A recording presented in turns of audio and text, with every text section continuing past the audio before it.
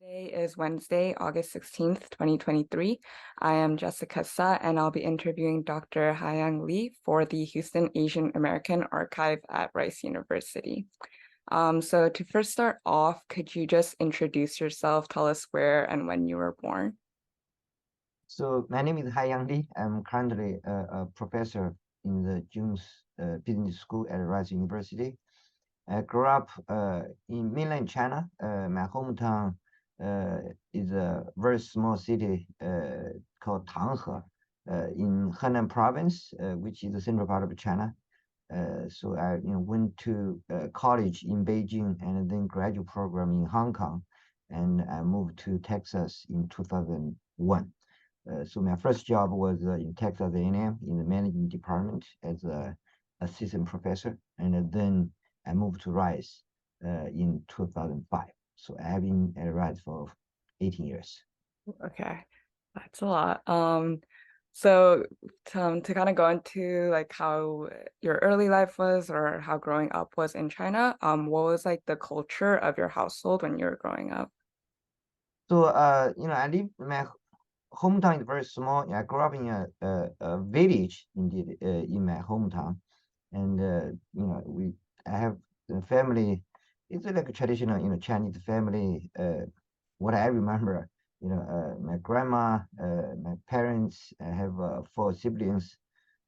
So the whole family environment is quite open. One reason was my dad work.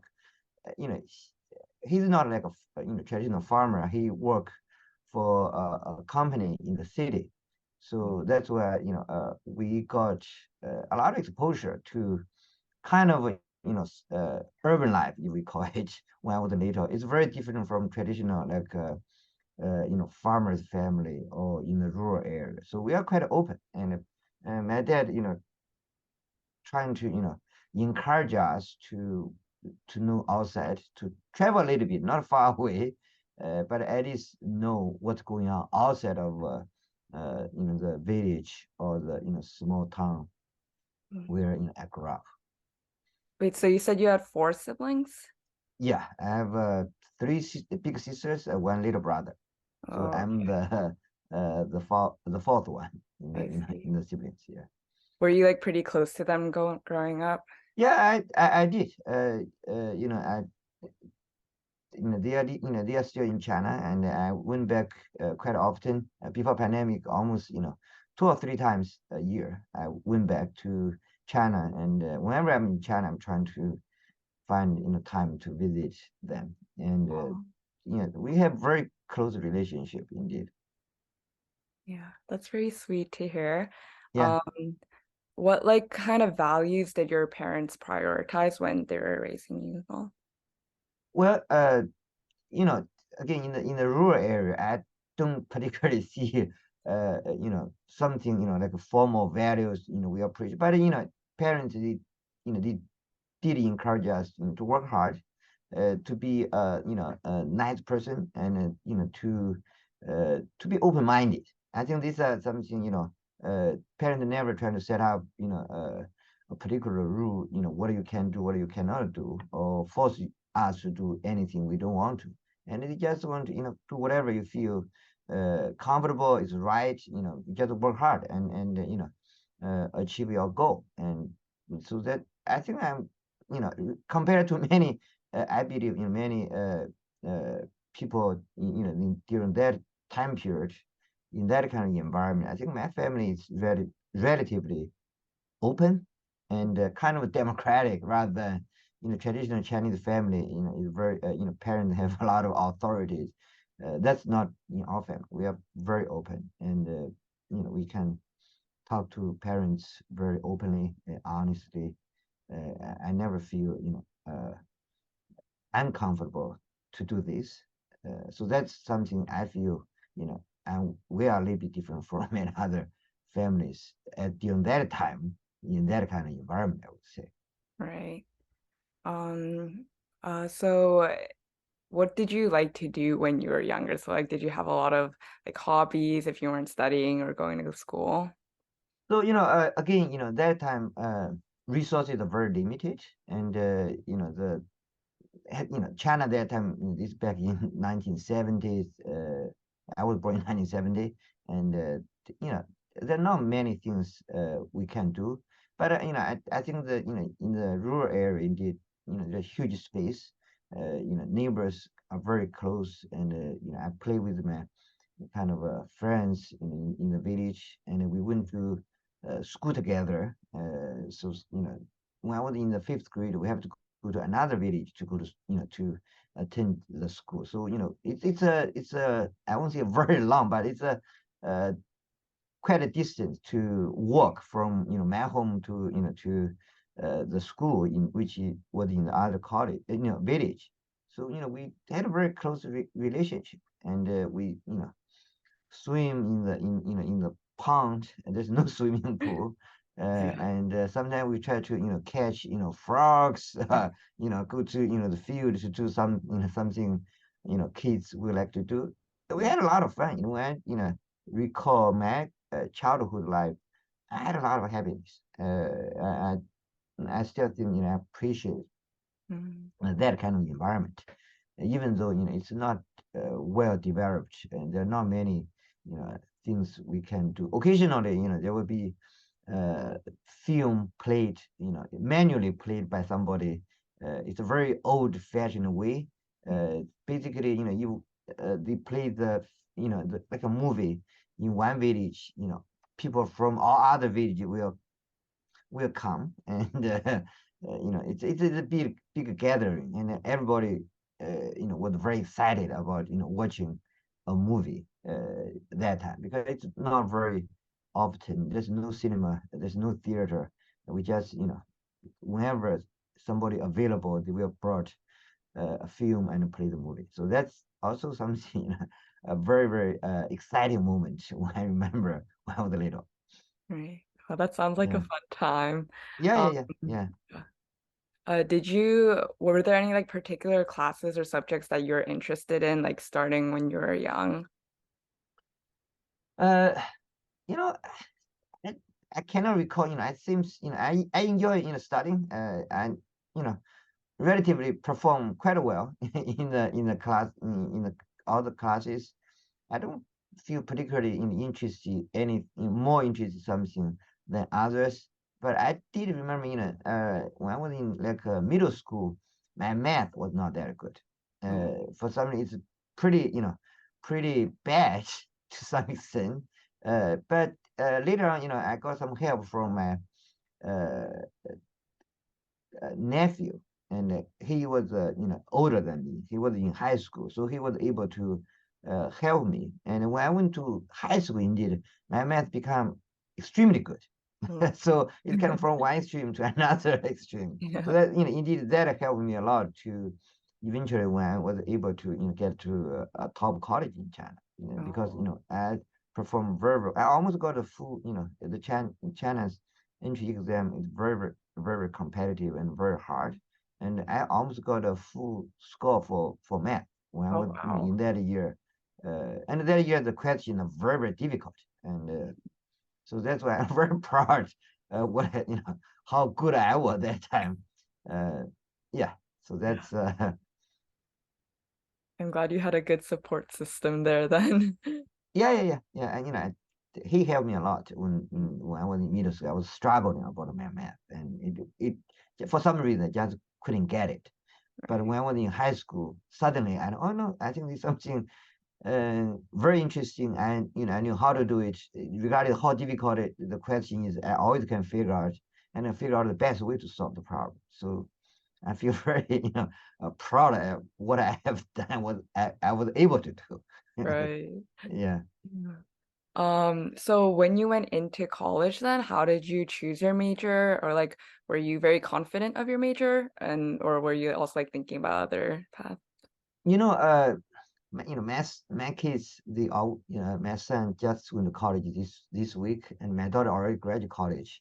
Oh, Compared to what they have done to prepare for college, I would say I did nothing, and because I didn't have knowledge about I knew I should go to college, because without going to college, you won't have any future. You cannot find a job. You have to stay in the rural area. But what exactly, college mean to me, I have no clue. And to be honest, I don't think the school had provided any much information like orientation information session for students. I just heard from from a senior student, who went to where and how good is the school, the schools are. That kind of information I got, and I didn't know what a major I should choose. Indeed, it's another kind of a my nephew, and he was senior to me. He went to college, and he told me, maybe you should choose the economics. Okay, I had no clue what exactly economics mean to me, and it's complete different word. So to be honest, I was not prepared at all for college. So I just don't know what to do. So basically, he gave me a choice. Okay, let me do it. And luckily, I got admitted by the my first choice of the college, and whatever major they give to me, it doesn't matter. I just going to college is more important than whatever major I need to choose. I don't have choices, or I don't feel I have choices. Okay, I see. Yeah. Mm. Were there a lot of like extracurriculars or other activities that you participated in while during your undergraduate years? Well, I think the school, I went to Beijing, Renmin University of China. I think the school, they did have a lot of, things, something like a clubs, I participate and, at the early, I would say the first or second years, there's a lot of coursework. And also it took me a while, to transit from a high school mindset to college mindset. And to be honest, that transition, was a little bit painful because sometimes you feel you got lost. You don't know what to do, and you think you are excellent student, but when you're in a very competitive environment, you are not excellent anymore, or you don't feel you are excellent. So it's kind of, many students even here, I think they experience the same Yeah. thing. So it took a while for me to, to know how, this is something I need to do, or I need to, not only work on the coursework, but also need to do some other things. I play soccer, trying to learn to play guitar. So all these things make me I think the college life was pretty rich. Mm. Even though it took a while to figure out what to do and how to do it. Yeah. Yeah, there's definitely like a learning curve when you like enter into Absolutely, college for sure. absolutely, yeah, yeah, yeah. Were there any like particular mentors or professors who kind of stood out and like influenced your life during this period? Well, when I was in college, at least we have some he also a professor in the so our class like what is it, like a class advisor. Mm. Okay, so he is quite young, and that time I remember he was his son was like 2 or 3 years old, so he's very young, and he's also a professor, not professor, a title like a senior lecturer something, in our department, economic department, and he, spent a lot of time with us and trying to, whatever we have some, difficulties, challenges, some questions, we can reach out to him. I would say, somebody who changed me a little bit, not a little bit, kind of helped me to change my kind of a trajectory was when I was in the senior year, and I was thinking what to do. Looking for a job or going to graduate school. So that time, for some reason, I was able to uh, take an elective, uh, marketing management, and this is in 1990, and marketing is a very foreign subject or discipline. Most of people never heard of it. But I thought it is something very interesting. It is very different from economics that I was familiar with. So I went to that elective, and they had a textbook, and indeed before uh, I started the first class, they already finished the textbook Oh, because wow. it's just so interesting. I thought, I cannot stop, reading it. So then I talked to the professor who taught that class. I said, did you, because that's from a different department, not from our department. I said, did you have a graduate program which can, I can explore? He said, yeah, we did have, but each year for that kind of a major, marketing major, they only admitted 2 students. So I thought, okay, let me try it because it's so interesting. So that's why, particularly that, because of that course, elective, which, opened a new kind of window for me. I thought, I want to go this direction. So that's why I still stay in Renmin, but I went to a different department for my master program. Mm. So that's eventually from marketing and then moved to strategy. So, I started jumping into business school rather than in economics, even though, I think the economic training was still very important for, whatever I'm doing today. Mhm. Okay. And then from there, what made you want to like continue on to like pursue a PhD as well? So, I think that's there's a path dependent there. Mhm. So, I was in the master program and I think very good. That time, doing a PhD, even when I was in the master program that year, pursuing a master degree is not popular. People want to, go to the industry to work, to make a living. But I thought, I want to get more, to learn more. So that's why I started to pursue my master degree. So when I was in the master program, and I was, able to, do more things, do research, and my advisor, a master program advisor, so he suggested me to do more. So that time, this is back in 1993, and Hong Kong, was going to hand over by UK to China. So there started kind of some kind of a collaboration between mainland and Hong Kong. And I have never thought I should go abroad to study. First of all, I didn't have any knowledge. I didn't have the resources, financially or whatever. I thought, I just do whatever here and maybe find a job, in university or whatever. So then my advisor said, you should go to Hong Kong. So then there was an opportunity for student exchange. So then I went to Hong Kong, to at first work as a research assistant for a professor in Hong Kong Polytechnic University. At that time, it was not even called university, called college, Hong Kong Polytechnic uh, College or Institute, something. So when I was there, and in the world, very different. And I was, oh wow, there's so many things that I can learn. Not only marketing, you have strategy, accounting, finance. I get access to journal, English journals. Basically it's a completely different world. And when I was remember when I was in China, reading English journal is a luxury. It's very difficult to find that kind of journal. Okay, so all the articles or journals in China, either the quality not very good, or sometimes they probably just copied whatever, translate whatever in the Western journals. So, but now I was able to kind of get access to all these kind of things, the state of art of knowledge in the world. So then I thought, maybe I should pursue a PhD degree. It sounds, very exciting and kind of, challenging.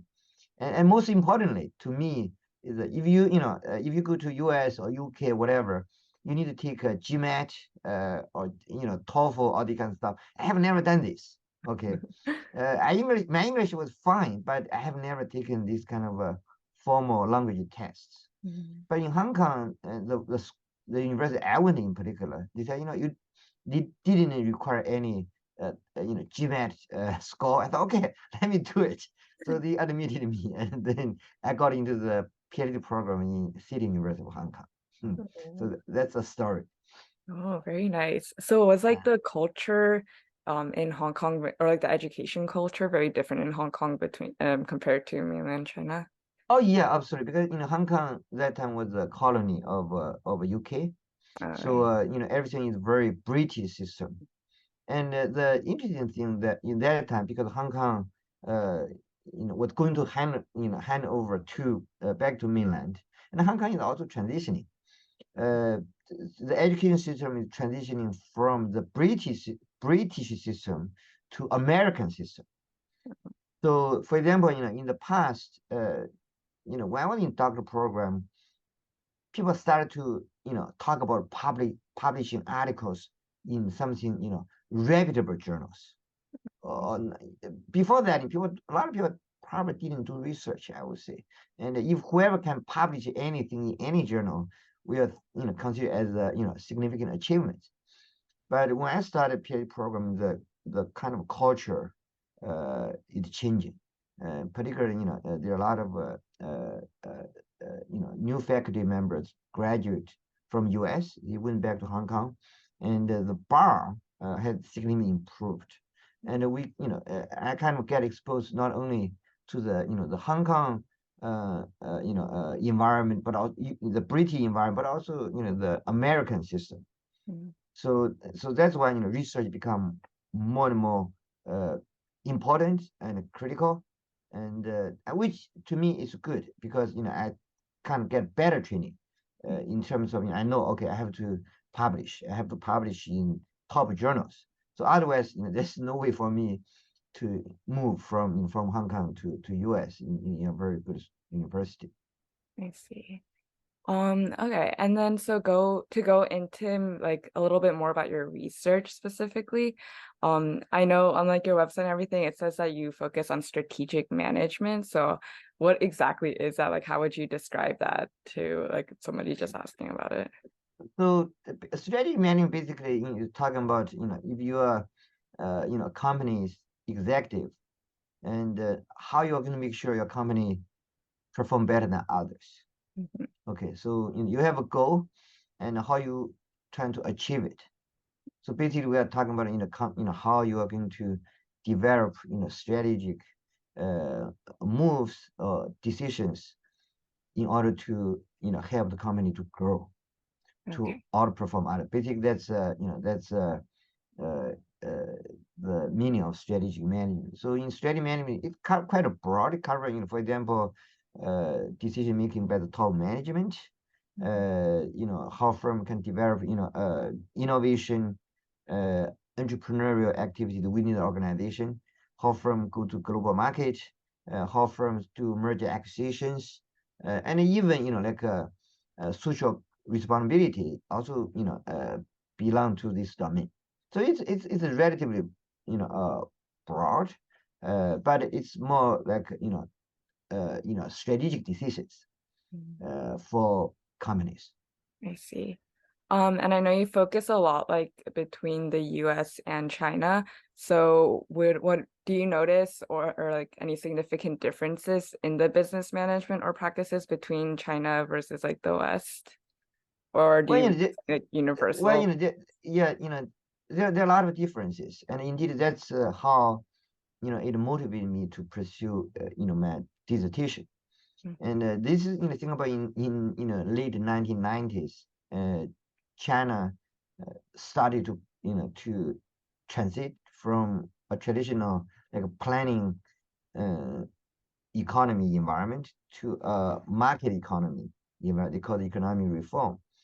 So that time, China trying to uh, uh, develop its technology industries.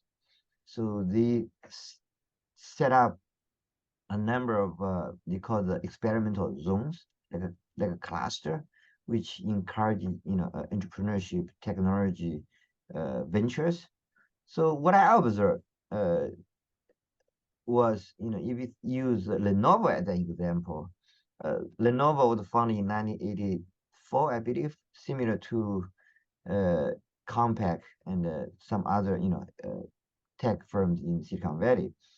But when Lenovo started, they didn't have money, they didn't have human capital. The whole market, has not been well developed. Okay, so then you observe, Lenovo has been growing very fast. So then the question becomes, how Lenovo can grow that fast in that kind of an environment. compared to, for example, HP or Compaq or Microsoft, whatever in Silicon Valley, right? They have technology, they have human capital, they have venture capital from the financial market. So what exactly the difference? So basically that's kind of motivated me to understand what special things the Chinese firm has been doing in order to grow and grow fast and sometimes even outperform their peers in US, for example. So there are a lot of differences between these two. That's what motivated me to study technology ventures in China. I see. And then has a lot of your research on technology entrepreneurship in Chinese companies, like was that impacted a lot by COVID and like the current economic and political situation? Well, pretty soon, that's my research focus. I continue to this kind of research. I still work with some of my former doctoral students who went back to China, teach in business schools in Chinese universities, and we still have collaborations to work on on different kind of projects. But obviously, because of the pandemic, COVID, and traveling between China and the US becomes very, very challenging. And in particular, I think before the end of last year, China had a very strict COVID policy, so it's difficult, to travel back. But we still, had a lot of, kind of Zoom meetings and communication. So indeed, this summer I went back to Hong Kong and mainland China. I was able to visit many of my my colleagues, co-authors. I still can do what I'm planning to do. So there's some challenges, but given the technology right now, and I won't think that's something which may prevent me for not doing it. That's good to hear then. Yeah. Yeah. And so a lot of your research is supported by teams in the US as well as like other foreign countries. So are there any or can you compare the different work ethics and the productivity mindset between like US companies and other countries? So you're talking about the companies or talking about the academic research teams? I guess both aspects. Okay, so you know uh in general, I would say in US, we have a very kind of a well-established processes or standards or procedures. So people, teaching, traveling, going to conferences, everything has been, well structured. You just, do these things, I think we'll be fine. And also here, people focus more on work-life balance. Okay, working hard but also play hard. Okay, you need to take care of your family and all this kind of stuff. But I feel particularly through my kind of interaction with my Chinese colleagues, it seems they work much harder. I think because part of the reason because the environment was more competitive. Uh, and they need to, for example, here, in the business school in particular, we didn't need to write any proposal for research grants in general, even though you can, but you don't need to. But in China, winning grant is a big deal. You have to do it, and without this kind of a grant, you probably cannot be promoted. So it's a very, and then also they need that kind of money for doing research. So that make the dynamics very, very different. So you have to do a lot of things, extra things, in order to get there. I think that's to me it's a huge difference between China and the US. So I feel lucky to have the working environment in US, and everything seems, I work very hard, and but I can balance work and life. But in China, sometimes it's very difficult because of the competition and the overall environment. That's interesting. I was actually going to ask about the work-life balance. And Mhm. so, like, there is like an increasing emphasis on work-life balance, especially in the US. So, do you think that Mhm. has impacted your research here, like in terms of quality or efficiency that you might have had before? Well, let's put this way, I think work-life balance is very important. It's not only important for for your productivity, but also for your health, right? Health to me is extremely important. So you have to think about the career stage. So if you think about when I was a junior, I just started my career, I have a pressure for getting tenured within a number of years. So during that time period, I know the importance of work-life balance, but you just cannot prioritize work-life balance, Yeah. because if you cannot get things done, you cannot be promoted or tenured. Mhm. So that's a reality. Okay, so that's why when I was a junior faculty member, I never thought about work-life balance. And whenever I need to work, I need to get things done. I have to do extra, okay, in order to get work done. Because nobody can help you. Only yourself can get things done, right? So because it's your own work. But when you get a tenured, senior, that kind of pressure has significantly reduced. And then you're at a different stage of a career. So life, work-life balance is very important. So your priorities, have changed. So that's to me, I think that's very important. I guess uh, for young people, uh, I'm not saying I discourage you to pursue work-life balance, okay, because health, mental health, whatever, physical, it's critical. But you have to realize the reality. You have to make sure you can get it done well before you talk. Otherwise, you will be more frustrated. Right. If you cannot get, for example, get a tenure, right? You are not on schedule. I think you know your stress will be even more significant. Okay. And then kind of shifting into like talking about academia and your job Sure. as like a professor. Just to start off, what are your favorite and least favorite parts about like working in academia? Well, I enjoy being academic because I do whatever I like to do. So it's mainly from my kind of intrinsic interest. Mhm. And I like to explore something new because you work on different projects. You also work with different people. So each project involved in different new areas I need to learn. I think that's very very to me I enjoy it. Mhm. Second, the flexibility. Working at in university, you have summer, you have a winter break. Yeah. Which add a lot of flexibility for your time. And plus, as a professor, I don't need to come to my office, even though I spend most of my time in my office.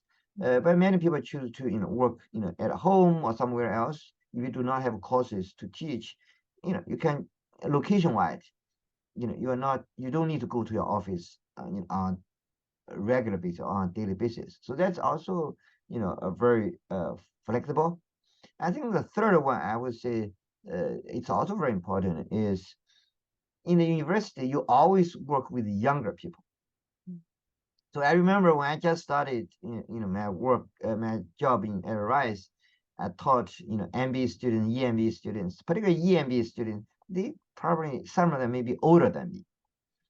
Okay, and I feel, oh gosh, I'm talking to somebody, older than me. I feel uncomfortable. But over time, you see, year over year, I became the oldest one. But I'm glad, talking, interact with younger people. Because I feel young, I learn a lot of things I don't know.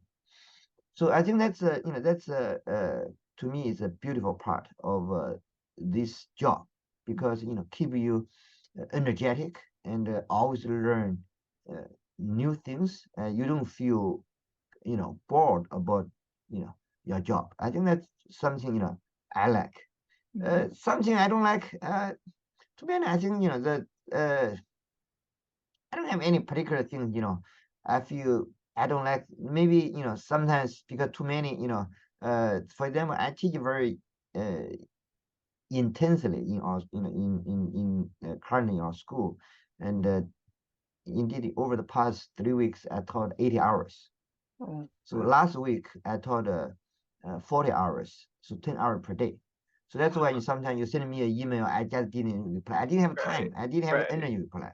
It's from 7:30 to 6:30 in the morning, 7:30, afternoon 6:30. There's only 1 hour break for lunch. Okay, I did it for 4 days. So it's kind of physically challenging, and also you need to grade student assignments. So that kind of things. I'm not saying I don't like it. Sometimes my research assistant help me. TA they can help. It's just when you grading assignment because sometimes become you're grading the same thing. You have 100 students who are doing the same thing, and sometimes it's kind of boring. But overall, I don't have any particular thing I don't like. I enjoy being a professor in a university. I see. Have you always worked with graduate students, or have you also been like taught undergraduates too?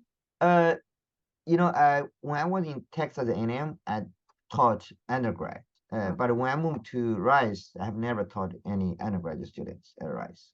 How would you like compare the experience between undergraduates and graduates? So there's there are a lot of differences. And first of all, I never taught Rice undergrad. I heard from my colleague who taught business major, business minor, because we just started the business major. Mhm. This they said Rice undergrads are extremely smart. They Mhm. may be smarter than our MB students. That's probably true. Okay, but unfortunately, I didn't have the chance to interact, not to teach them. Mhm. But I guess the to me, I like even our MB students. We have different kind of program. For example, full time, part time. Mhm. Part time we have evening, weekend, and the executive program. So the difference across the program is the experience, which associate with their age. So I think the student experience make a huge difference in particularly in the business school because when we teach, we're not I'm not standing there to give lecture for 10 hours. Mhm. Nobody can do this, right? So in our classroom we are even the classroom pretty big, like 65 students. It's Mhm. not a 20 or 30 students, a small class like undergraduate. We have 65 students. So how you are going to motivate 65 students uh, within like 5 hours, like a time block, and let them to be engaged, to participate in that. I think that's a huge challenge, right? So one thing I think that the good thing about these kind of students, how you are going to leverage their experience and encourage them to share and make what you're trying to deliver relevant to their daily job. Mhm. Okay, so that's why I enjoy teach uh, seniors, more experienced students because their sharing, their insights will make the teaching richer and more effective and fruitful. Mhm. So I would say that's probably different compared to graduate student with because undergrad students they had very limited experience. They are smart, very smart, but because they didn't have experience, I think the sharing from their experience will be very limited in the classroom. Mhm. And then what would you say is like your main mindset or teaching philosophy in the classroom then? So my kind of thing is I try to be more uh what's the best word in student put in their evaluation. So provocative thinking. Okay, I want to push them think things different. It's not a lot of things you think take it for granted. But I think, can you think in this way? Does that make sense? Okay. Yeah. So I think that's very important for students, that's how you learn from each other rather than always from a very fixed mindset. Okay. You want to be more open to think differently. So that's, I think the student like math class a lot because after, this is eye opening. They haven't thought, in that particular way. Right. Yeah, I think that's definitely a very good mindset to go in the classroom, Yeah. especially Yeah. compared to like just lecturing or something like Yeah, that. yeah, yeah, yeah. I did a lecture, but in a very limited time. Right. We had discussion, case analysis, individual based, group based, all kind of things, a lot.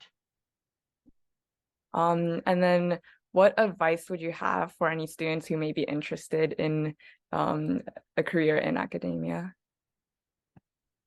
I cannot speak for for other disciplines. Since I'm a in the business. I would say for uh, business field, whoever interested in academia, I would say you need to learn and know more about the business phenomena Mhm. because doing research about how you are going to uh, you know uh, solve the problems theoretically, okay, may not be practically about what's going on in the industry and how you are going to help people to better understand what's going on in the industry. So that's why you need to pay a lot of attention about what's going on and trying to know how to understand this because this will be the kind of uh, the resources you're going to leverage later on when you're trying to develop insightful questions and ideas. So I think that's very important for being a successful academic in this particular discipline. Yeah, for sure. It's very important. Yeah. Um, and so to kind of switch into kind of immigration and your experience moving from China to the US, was your main motivation just for like your PhD or schooling, or were there other reasons that you wanted to move to the US? So I would say both. Indeed, the primary reason was the family, because at that time, when I graduated a couple years earlier than my wife. So I worked 2 years in Hong Kong indeed after I finished my PhD there. So my wife was a doctoral student in a PhD program in US. And when she was in the market and she was looking for a job in Hong Kong because I was in Hong Kong. And I thought maybe I should look for a job in US as well, since she was also looking for a job in US. So our original plan was we met each other in Hong Kong, and our original plan was after she finished, she will go back to Hong Kong. And so by that time, since we have the flexibility, I thought, why don't we see? She already got an offer from Hong Kong. I worked there. I thought, why don't we take a step further to see whether we can, find two positions in US. So then we start to explore, and then we eventually we figure out coming to Houston, Texas. So that's kind of primary family reason, and of course I feel when we have the job offer that we decided whether we need to stay in Hong Kong or we need to come to US. I thought probably need to go to US because I think here the research environment is better than in Hong Kong, even though my research is more China related. There's an advantage for getting closer to China to do that kind of research. But I think it's also valuable to do research about China in US because US does need professors in the university students, and they need to know more about China, how to do business there. So that's why I believe I add value to to be part of the faculty here. Is your wife also is she also like a professor here? Yeah, yeah, yeah, Okay, yeah. cool. She's a professor in the June School Oh, okay. at Rice. Yeah, Oh, super cool. yeah. I Um, believe they interviewed her a oh, week really? ago, but by Oh, maybe a different interviewer. Yeah, yeah, yeah. yeah, colleague. Yeah. Um, and so what was like the most significant challenge or culture shock that you experienced throughout your move?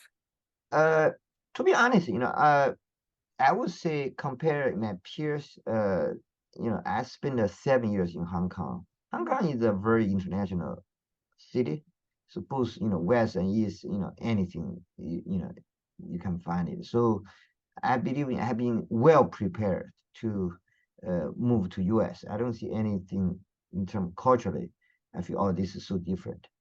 But for me, I think the challenge more like a career related. Mhm. So in terms of two things. First of all, as I said, in business school, you have to know the industry. But what I knew in Hong Kong was the industry environment in Hong Kong or in China. I knew nothing about the US.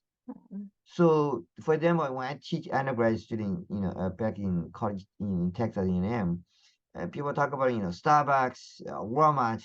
I had no clue, Starbucks, Walmart, me. Okay, Mhm. how did they do business? So that took me a while to learn because I have never got a formal education here. I didn't, have any, and I didn't have any knowledge about this. So I spent a lot of time to understand, the local environment through Mhm. reading, the business journal, articles, Wall Street, papers, all this kind of stuff. And also, I try to, do interviews, write cases about, local businesses. So I published quite a few cases here. Another challenge, I would say, you know, when I was in Hong Kong, I got paper published in top journals. I had one. I feel, oh gosh, very few people can publish that time. Okay, uh, a paper in the very top journal in my field. I thought, with that paper, I probably, feel relaxed. I don't need to do anything. I think I'm fine. Mhm. But in US, people publish tons of that kind of paper. What I have done is nothing, compared to, the faculty I have done here. So, which means, the bar has significantly improved. So, which means, I feel, I'm done. But then here, I'm starting from scratch. So, which, add a lot of pressure for macro because I have to do, I should do more, but psychologically, I think, it's kind of, I have to push me out of the comfort zone to work harder, to publish more papers, in top journals. I think that, eventually I did it, but psychologically, it took me a while to, to adapt to. This is a new. I have to, be ready for this. Right. Too extra. So that's the difference. Okay, I see. Yeah. And then on that, was there any like sort of discrimination that you experienced after coming into the US? To be honest, I mainly work in university, in business school.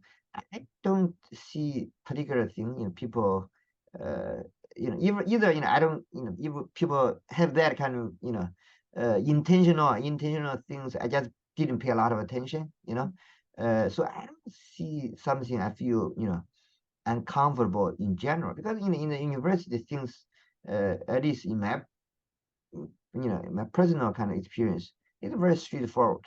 Can you get things done or done how well can get things done? It's relatively straightforward. Mhm. Okay, maybe sometimes you want to be promoted this year. Say I can wait for next year. Okay, I think let's see. I can wait and they get me promoted. I'm fine. Okay, so in general, I feel if you don't pay a lot of attention to this kind of politics or these kind of things, I really don't see, it's a big deal. I can understand it happens in many situations, but in general, my personal kind of experience, I don't feel much anything. I feel not comfortable, and I'm fine. With some people maybe see something may not, but I think maybe it's unintentional or whatever. It's Mhm. no big deal. So I didn't pay much attention to this. That's good to hear. Yeah. And then for the last section, I just kind of wanted to ask about like your Asian American identity here. So to start off, how would you identify yourself ethnically? I'm a Chinese. That's that's no ambiguous about this. But to be honest, to me, it's academic. I'm a professor. Mhm, I never, I don't say I never. I just don't try to play too much on the race issue. mhm, Okay, for example, in my class, uh, people meet from anywhere, from from China, could be Chinese, Indian, white, black, or whatever. We're just it's a class. We are I'm a professor. People respect me, because I can deliver, right? And whoever student are, if they participate well, they perform well, I'm happy about them and I respect them as well. So in that way, we really just we are all kind of professor students or colleagues, we work together, we learn from each other. So I trying to, or I don't, again, pay a lot of attention to, because I'm a Chinese. Okay, I'm different. Okay, so that's not the way I just I'm a professor. Okay, whatever you want to talk about, let's talk about the issues or things rather than who you are, or what kind of ethnic group you belong to. yeah. No, I think that's a very good like open mindset to have, especially Yeah, in the academic yeah. environment. Yeah. Do you feel like your cultural identity has shifted at all after moving to the US? Uh, Culturally, I don't think I still have a lot of values I carried when I got when I was little, but I think I do adapt, particularly when I was in Hong Kong. That's relatively young age. I adapt to the Western culture. I Right. become more kind of open-minded. Again, I just thought I'm just academic, and I work, things. I talk to people. I don't care which country you're from, what color you are, and we just do business, and Right. that's all. But for me, I think it's indeed this is when I was in a master program back in Beijing, this is in 19 early 1990s. So that time, we had a visitor from McGill University in Canada, who is also a marketing professor. And he and his family, and he's the Indian, okay, the family, the Indian family, they came to China, into our university. I got a chance to meet, the professor's wife, and their two daughters. So I was asked, one of the daughters, which, what's your identity? If you are, Indian, in Canada, and you think you're Canadian or you're Indian or whatever. So we had that kind of conversation indeed, and the girls respond. One of the daughters, her response was very interesting. She said, I'm a global person. Mhm. Okay, so I think that incident had a significant impact on me about how I look at what I'm doing. Right, I live in U.S. I'm a Texan. I'm a Houstonian, but what I'm doing, what my work is really to anybody, I believe, or any people who are interested in my work. I don't set up limits in this only for this particular group or this particular area or this particular country. Mm, yeah. And so being in Houston, are you involved with any like Asian American communities here? Uh, you know, not to be honest, not much. Mhm. There's some, for them, I'm a war. There's what do you call the Chinese? I can't remember. It's Chinese American, petroleum club. So they invited me to give a talk. So some kind of these kind of things. Give talks occasionally, not on a regular basis. I was thinking I maybe should join the American, so the Asian Society, but I haven't for some reason. I haven't sit down to sign something for the activities. But I think I participated one or two activities organized by Asia Society or something, but not very much. Mm, Part of the reason is there are a lot of things going on on campus, right. and also I travel quite a bit because of the nature of my job. Mhm. So I think maybe and also family. You need to take care of my kids, and now I become empty nested. Maybe I should do more. Yeah.